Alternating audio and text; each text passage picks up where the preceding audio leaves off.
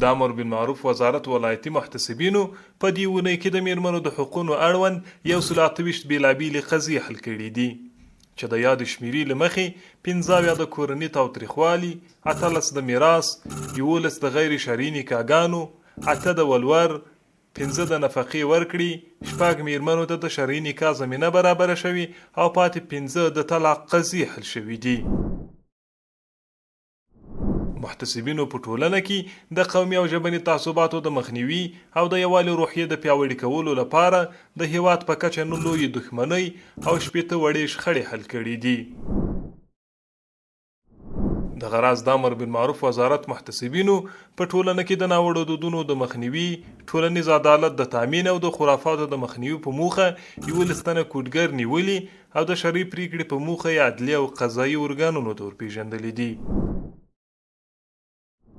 محتسبینو په بازارونو کې د سود، احتکار، ترازو کې د کموالي، د تاریخ تیر او بې کیفیته موادو د خرڅلاو د مخنیوي په موخه له سوداګرو او هټیوالو سره 192 اصلاحي ناستې کړي دي.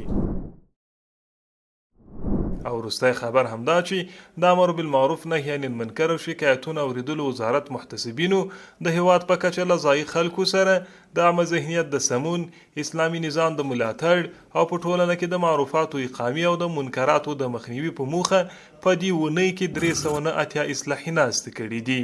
مولاي صل وسلم دائما ابدا.